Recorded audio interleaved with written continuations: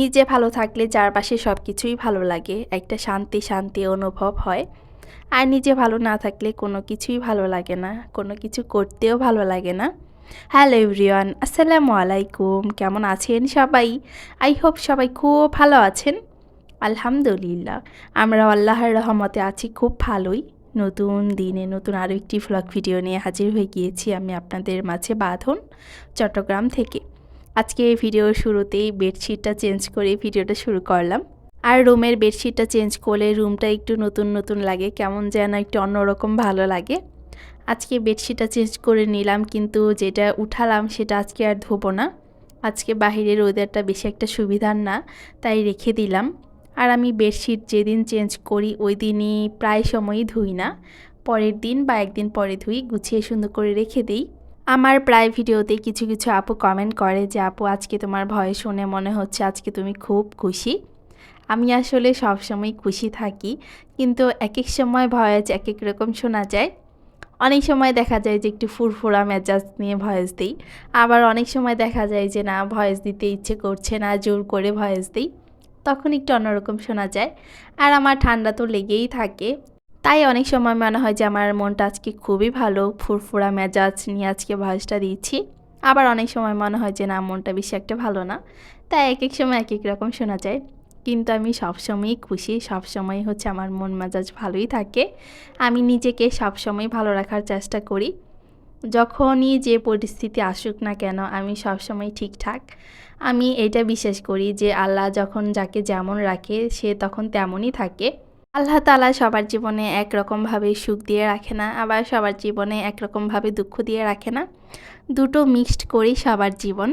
তাই আমি কখনো কোনো কিছুতে হতাশও হই না, আবার হচ্ছে মন খারাপও করি না। হ্যাঁ, মন খারাপ হয় কিন্তু সাময়িক সময়ের জন্য, সেটা বেশিক্ষণ স্থায়ীও রাখি না। আমি সবসময়ই নিজেকে হাসি খুশি রাখারই চেষ্টা করি, ভালো রাখার চেষ্টা করি, ভালো থাকার চেষ্টা করি, কারণ নিজে ভালো তো সব কিছুই ভালো। যখন নিজে ভালো থাকবেন তখন দেখবেন যে চারপাশে সব কিছুই ভালো লাগছে, কেমন যেন একটা শান্তি শান্তি অনুভব হয়। আর যখন নিজে ভালো না থাকা হয়, মানে ভালো লাগে না, কেমন যেন সব কিছু একটা হতাশ হতাশ লাগে, মনে হয় যে না, কোনো কিছুই ভালো লাগছে না, কোনো কিছু করতেও ভালো লাগছে না। এইদিকে কথা বলছি তো বলছি, কি নাস্তা বানাচ্ছি তা তো বলাই হচ্ছে না।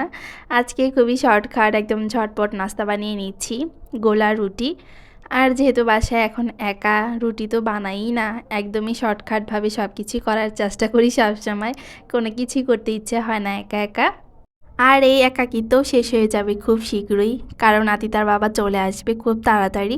এই ভিডিওটা যখন আপলোড হবে আপনাদের মাঝে, তখন আদিতার বাবা বাসায় থাকবে, যদি আল্লাহ তাআলা ঠিকঠাক মতো বাসায় পৌঁছায় তাহলে। আরেকটা কথা না বললেই নয়, আমার ইদানিং ঠান্ডা ভালো হওয়ার পর প্রচণ্ড কাশি হয়েছে।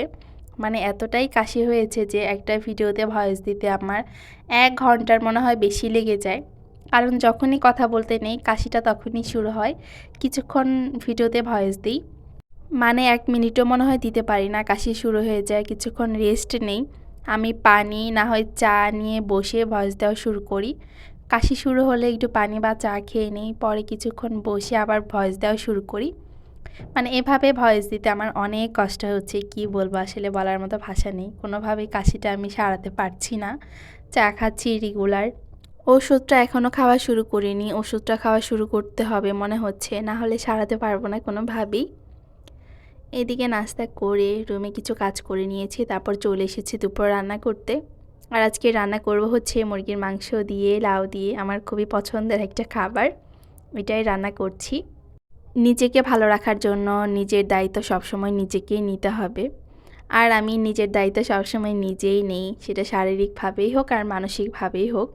কিন্তু আমার শারীরিকভাবে এই অ্যালার্জিজনিত সমস্যার কারণে আমি মাঝে মাঝেই অসুস্থ হয়ে পড়ি।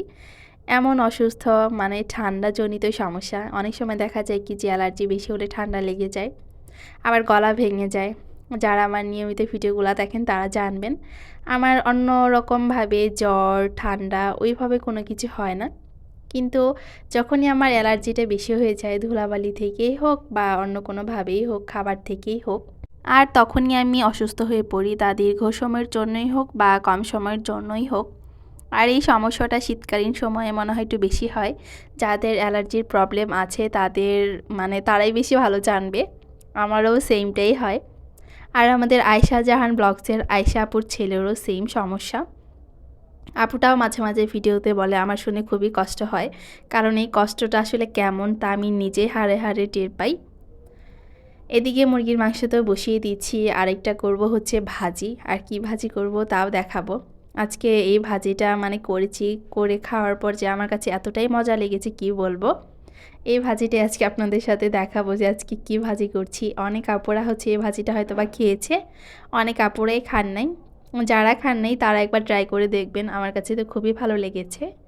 আজকে বাসায় টুকটাক অনেক কাজই করেছি, বেডশিট তো চেঞ্জ করেছি তা দেখালামই। আর গোছানোর কাজ অনেকগুলোই করেছি, রুম মুছেছি, তারপরে ডিপ ক্লিন করেছি কিছু কিছু জিনিস।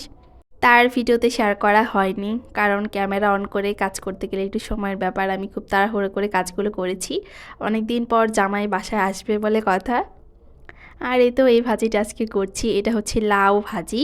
লাউ কিনে এনেছিলাম, যেহেতু বাসায় একা অত পরিমাণে হচ্ছে আমার লাগে না, খুব অল্প রান্না করলেই হয়ে যায়।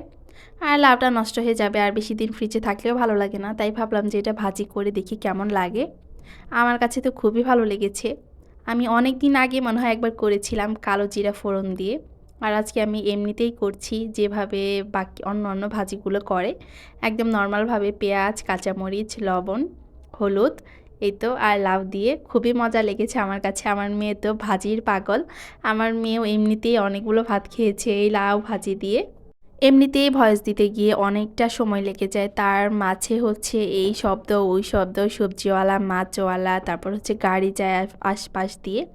মানে এইসবের কারণে ভিডিওতে ভয়েস দিতে গিয়ে খুবই বিরক্ত হয়ে যায়। মানে অনেক সময় এই কারণে মন মেজাজ খুবই খারাপ হয়ে যায়। ভিডিওতে ভয়েস দেওয়ার সময় একটা যুদ্ধের সমান মনে হয়। আর রাতে যেহেতু আমি ভয়েসটা দিই, রাতেই আমি প্রায় ভয়েস দিই, আবার অনেক সময় দেখা যায় যে বিকেলবেলাও দিই, মানে দুপুরের পর। আর আমি যখন ভয়েস দিতে যাই শব্দগুলো মনে হয় তখনই বেশি শুরু হয়। মানে আমার কাছে খুবই বিরক্ত লাগে, সবার কাছেই লাগে, আমার কাছেও লাগে। মানে যখনই শুনি একে কাপড় মুখে যে বিরক্ত লাগে, তখন আমার বিরক্তের কথা মনে হয়ে যায় যে আমার আসলে কেমন বিরক্তটা তখন ফিল হয়। আরেকটা কষ্টের কথা যা না বললেই নয়, এক এক ভিডিওতে এক এক কাপড় যে পিঠা বানানো দেখতেছি, দেখি তো আমার খেতে ইচ্ছে করছে, কিন্তু একা একা আসলে কোনো কিছু করে খেতে ইচ্ছে করে না। আমি ভেবেছিলাম যে ডিসেম্বরে বাড়িতে যাব, বাড়িতে গিয়ে একদম পিঠা খেয়ে আসব, কিন্তু তার হলো না। যেতে যেতে এখন জানুয়ারিতে যেতে পারি কি না তা আল্লাহ তাআলা ভালো জানে। জানুয়ারিতে যাওয়ার ইচ্ছা আছে, কিন্তু দুধ চিতই পিঠা যার ভিডিওতেই দেখি আমি আর লোভ সামলাতে পারি না, আমার খেতে ইচ্ছে করে।